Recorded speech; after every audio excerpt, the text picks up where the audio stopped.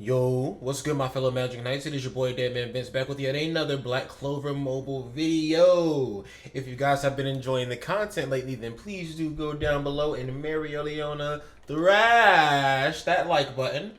And you can also hit the subscribe and hit the notification bell so that every time I unleash my hostile mana, you can also unleash your hostile mana. Because this is all for you guys at the end of the day, right? But today, I kind of want to go back over a video that surfaced a very long time ago, and by surfaced, I mean the channel literally just like, the Black Clover Mobile official channel dropped it. By the way, this video is a short on the Japanese version of the Black Clover Mobile official channel. Then the global version has it as a, you know, full video with the full screen here, and there's something weird going on because typically, the first place that you go to, the first information source that you get your information from, is the Japanese version, at least with the mobile games, right? With the Gauche games. But for some reason, it feels like whenever something drops on Twitter about Black Clover Mobile, it drops on the Japanese Black Clover Mobile Twitter. Then you go to YouTube, and it's on the English YouTube faster than it's on the Japanese YouTube. I remember there was a little while where the Japanese YouTube was actually still trying to catch up with the character preview trailers and character ultimate animation trailers and all that. But we're actually going to go into the Black Bull's hideout and talk in depth, a little more in depth. I made a video on this before, but the name of it was not the proper name, and I feel like people don't understand that that video is for figuring out how the mechanics of the hideout will work. So let's go ahead and go in depth and look at how the hideout will work. But like, subscribe, and enjoy, most importantly. Okay. So we have Asa coming into the Black Bull's hideout, and we'll notice that the first character we have is Vanessa, your local tavern drunkard witch. Now, Vanessa is more than likely going to be for the gear system. If you've played Grand Cross, you'll be able to understand these parallels that I'm making very easily. Vanessa will work for the gear system because, one, the knights in Black Clover do not wear armor, do not wear, you know, steel plate, whatever, right? They're just wearing their clothes, and it's not like they even wear armor in the first place. But definitely armor is going to be an aspect of this game. Gotcha games always have character growth to the fullest, and there's going to be character growth of the character itself, of the equipment the character wears, and then all the extra things around that, right? But Vanessa's going to be for gear. Now, why do I say Vanessa's going to be for gear? Because Vanessa has thread magic, and like we just said, the Magic Knights don't wear actual armor. They just wear in their clothes. Like, some of them wear armor if they feel like it, but it's not a requirement. So Vanessa's going to be DN, essentially, because she can use her thread magic to break down clothes to their bare, like, to their bare properties and use them to remake something else, so turn it into materials to make clothes. Or you might be able to collect materials and then bring them to Vanessa for her to weave them together with her thread magic, making the armor. Now, I don't know if the gear creation system is going to be such a big thing, because typically games like this like you to farm your gear, farm things, right? But if you could create gear, that would be pretty cool. And even if you could create gear, maybe they max out the certain rarity at which the gear that's built can go, but the gear that you can pick up can be higher rarity at the very least. So, you know, free-to-play players can still get a free-to-play non-RNG way of getting gear. And who knows, they could have, and it's just like, as the characters progress through the story, they could add extra effects inside of the Black Bull's hideout. Now, that's one thing that we did not see in Grand Cross. Even though we're at the point in the story where, like, say for instance, we have Chad King, right? We have Full Wings King. Just because we have Full Wings King doesn't mean that his aspect in the tavern changed. He still has the same thing. So she'll probably just be gear straight up. Then we can go ahead and head on over to the next character. Now, we have Finral here. I genuinely think that Finral is going to be like the way that you get to the special events. So, in Grand Cross, once you beat a certain chapter of the story, you unlock Fort Solger's dungeon. That's like the prison that they were in at the beginning of the story of Seven Deadly, right? Not the prison that they were in, the prison that Bond was in, they had to break him out of. Once you unlock that, you unlock the stages for farming your books, which are going to be used for awakening characters, amongst other materials. Then you have the stage for farming experience potions to actually level up your characters. And then, you know, as any other character growth type of dungeon that you can farm kind of rolls out into the game, they will continue to add those things into the game in that section of the game. And Finral is the perfect candidate to be the person to take you to those events because he has spatial magic, so he can take you to any crazy place, so it makes a lot of sense to think. Now, that also could be switched another way. Since the training locations that they go to in the actual series themselves, nobody you know, the special locations that you would go to regularly train wouldn't really be a special location, and there could be other characters that handle that. Finral could more so handle, say we have like a special event, like in Grand Cross, say we have Tower Trials or Final Boss or something like that, or what is it called? Reverse stages. Anything like that, Finral could handle, because those are special, like kind of like oddity, like one-time type of events. Not one-time, but limited time events, or not always going to be open. Like maybe they're not limited time, but maybe they close them off and change out the content inside of those missions, and then they open it back up to you. Finral can take you to those places because teleportation magic, it makes perfect sense. Then we can go ahead and look over at the next character. It's gonna be Gauche. Now, Gauche. I have no idea, even to this day, no idea what Gauche will do. Maybe it'll be something with his mirror magic. Maybe he'll be able to duplicate something or of some sort. I don't know. There's just so many. I don't know. There's just like not a thing that Gauche particularly does amongst the Black Bulls besides stare at his little sister. And maybe, since Gauche is so fixated on his sister and he's always looking at pictures of her, Gauche is gonna be the guy that you walk to and talk to so that you can look at your character box instead of, you know how at the bottom of Grand Cross, right?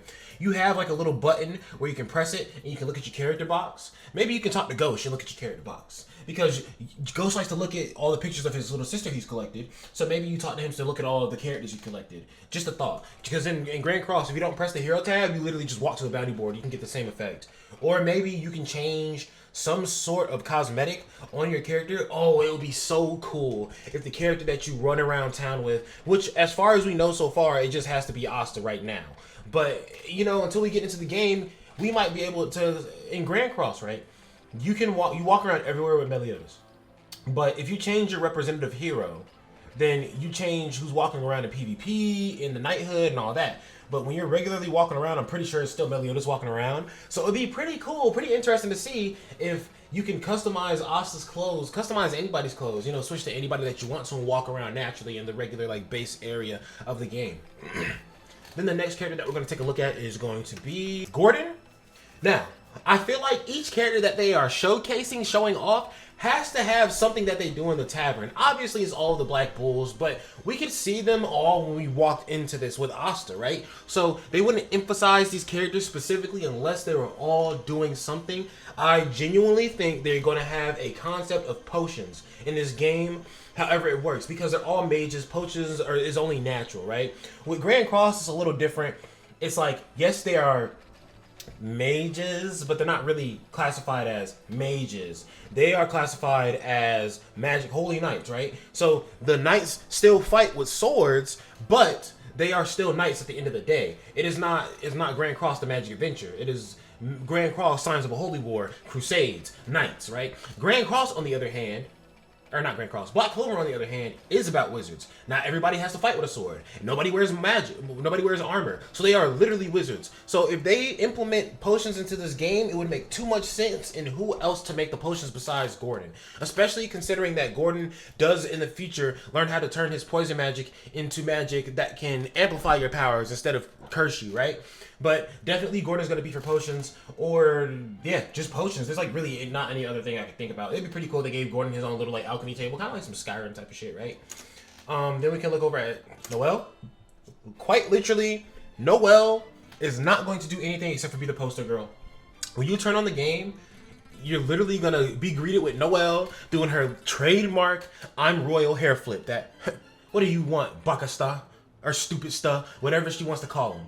And she's literally going to do her little hair flip. You're going to get your little rewards as you log in. There's not really much more elaboration going on that. You're going to definitely be able to change her costumes and stuff like that. I really do hope, though, as you progress through the story, as Noelle's like hair changes and her outfit changes, like the very tiny, minimal, small tweaks that they do to her design throughout the story, because she, for the most part, still looks the same. I hope that she begins to update with that as well. And even not, you can probably give her different cosmetics and all that. Then we have Charmy. Absolutely 100, 1 million, 1 billion% in my mind, and in your minds too. All of you guys know that this is going to be the cooking station. Charmy is Bond. She's going to cook everything. There's going to be food that you can use to get extra different effects before you go into a dungeon, and Charmy is going to be the person that you talk to cook that food. That's literally it. She's just a chef. She's just a chef. Then we get Yami on next, I'm pretty sure. No. It's Luck&Magna. Now, here's my interesting concept. Magna and Luck are going to actually be in charge of the character growth dungeons. So one of them is going to be for awakening materials. The other one is going to be for experience potions. Now, I think that the experience potions would be under this man Magna, because Magna has the worst experience out of the Black Bulls, and that sounds contradictory. Let me elaborate on that a little bit more. Let me explain that, break that down. Magna has consistently taken the L in plenty of situations in the story, and he's born with low mana, and he is truly an outcast, even amongst the Black Bulls, because everybody has incredible magic. Asta has no magic, but he has anti-magic, which makes him an oddity in his own right. Luck is also a peasant, but Luck has phenomenal magic as well. Vanessa's literally the daughter of the Witch Queen. Noelle's a royal. Zora has shitty magic, but he's just super fucking smart, so he makes his magic work for him. Also, when Zora comes into the game, what will he be in the tavern? We do not know, but that's gonna be something in its own right. Yo, I have a very high appreciation for this man Zora, and I feel like he does not get appreciated enough, because he does a lot for the show. Not even in a fighting the enemy sense. He has helped fight enemies before, but more so in a ground it back to reality sense. It feels like Zora is like the actual realistic guy, you know, a person that you would meet in real life who doesn't trust anybody because he's been dealt a bad hand. He brings a very realistic feel to the characters of the Black Bulls, and kind of gives you that feeling that they are some regular people at the end of the day. With what regular means in Black Clover, right? But yeah, Magna's gonna be the experience potions, because he always wishes to be stronger. He always wants to be trained more.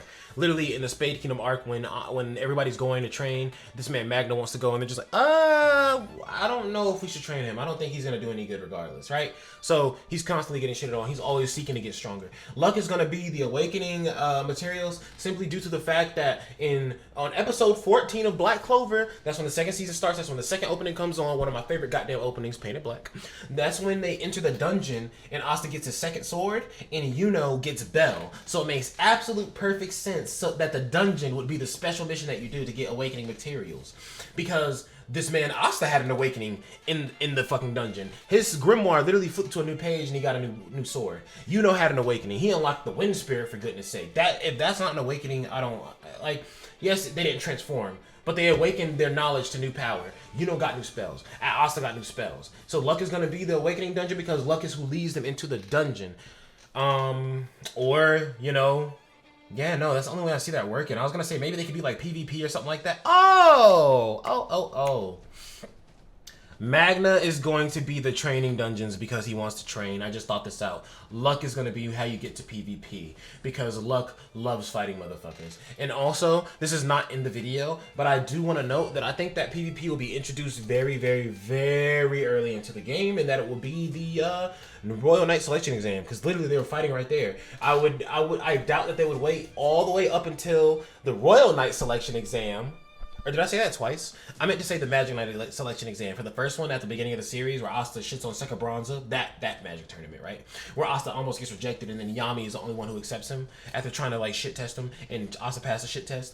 And then the Royal Magic Knights Exam, they're not gonna wait that long to put PvP into the game, or there might not be PvP in the game. Now, let me say this. I know a lot of people who like PvP and gacha games. They love the sensation of spending money and shitting on other people. I'm people. But literally, if this game had no PvP, I personally would love that.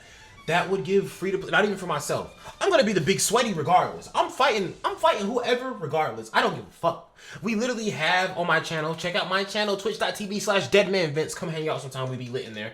I literally have a chat reward where if you get enough points, you can challenge me to a fight just anytime in the stream. And I have to break away from what I'm doing. Now, if I'm doing a mission, I'm gonna finish the mission. But right after that mission, I gotta fight you. I gotta run them ones, bro. And if there's no PvP in this game, I know a lot of people will be disappointed, but I personally think that PvP in gacha games is somewhat poisonous, because it influences a sweaty sweat nature in gacha games.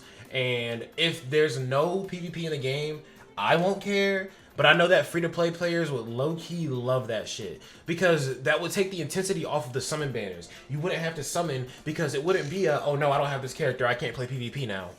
Or if they do have PvP, I'm going to need the PvP to not be as big in the game as it was in Grand Cross. Because it felt like Grand Cross was like half PvP. No. It felt like Grand Cross was like over half PvP, somewhat PvE. And then eventually it feels like they balanced the game back out. But man, did it take a long time for the game to balance back out and be like evil, nice little 50-50 split. And now more so, it's more PvE than PvP, which I love personally. Whenever I'm playing a game, I'm always in love with the PvE concept that I can do. Building my team together and fighting the hard shit that the developers made for us to beat. When it comes to fighting other players, I don't like doing that because other players can be cheesy. Other players can just straight up spend more money than you. There's just a lot of reasons under the sun why PvP just can't be fun for some people. Even people who do pay money in these games. So, if there's no PvP, these two are separate training dungeons. If there is PvP, Magna's the training dungeon. Luck is definitely going to be the PvP because Luck literally pulls up and she's like, "Want to fight? Want to fight? I want to fight." Yeah. So, oh, why did this video reset? But let's continue. Okay, never mind. Video didn't reset. It's just not showing. Yami.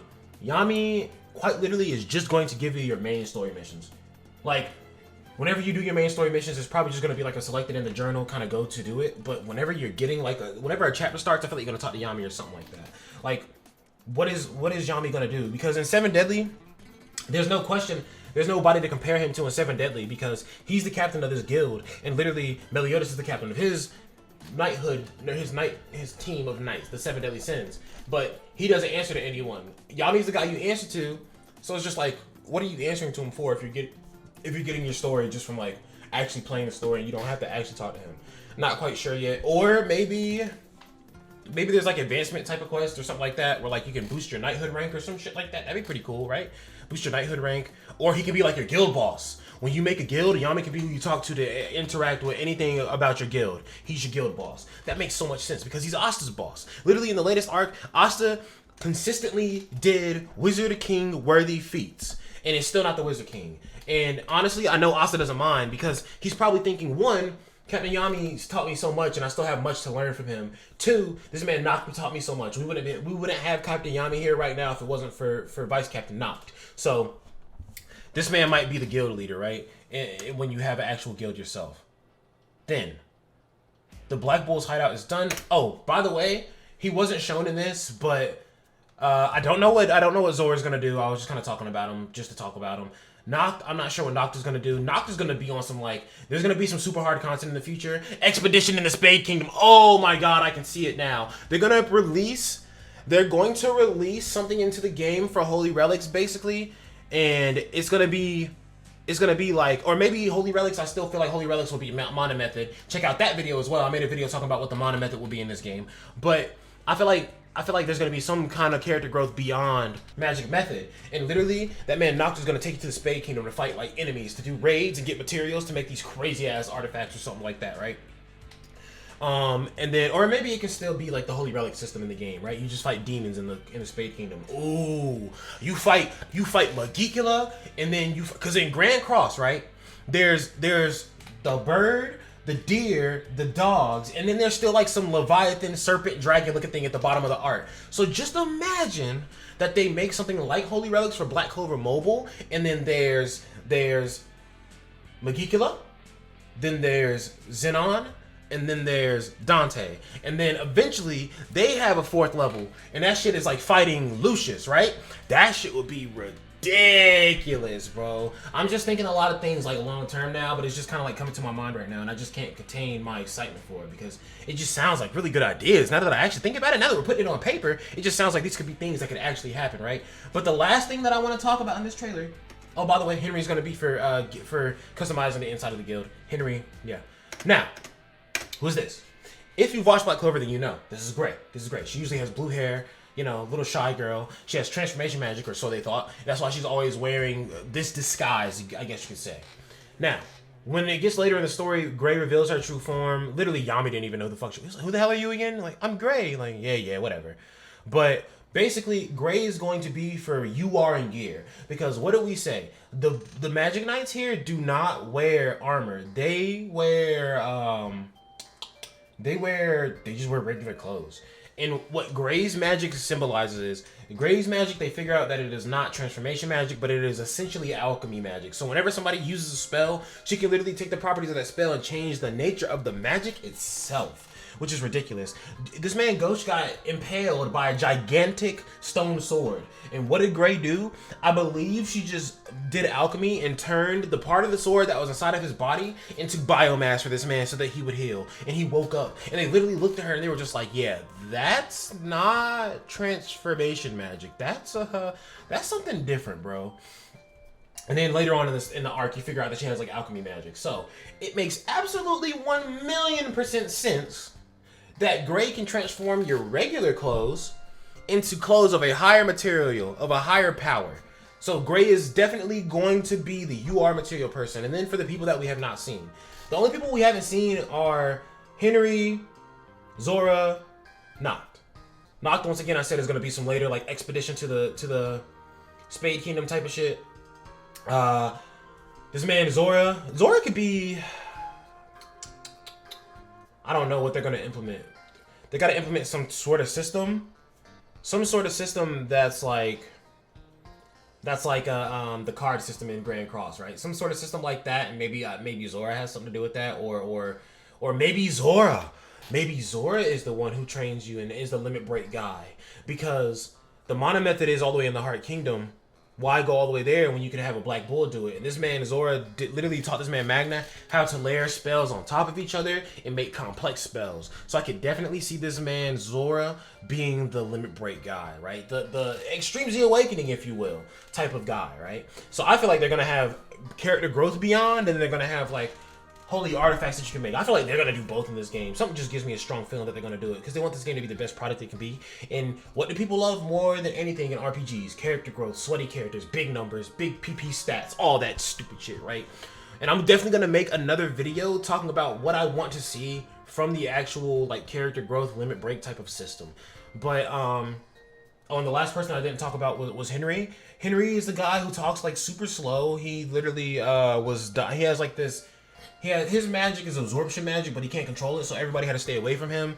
And since everybody stayed away from him, he's really weak and bedridden. And Yami finds the mansion out in the woods one day and talks to this man Henry, and is just like, yo, let us use this place and you can be a Black Bull. Gives this man a Black Bull cloak, and there are so many people in the Black Bull hideout that Henry literally always is like eating their mana, but not too much because he's so far from them. And like literally Austin meets that man because he has no magic, and like Henry's chillest dude ever, right? But Henry, basically his magic is Raging Bull magic or something like that.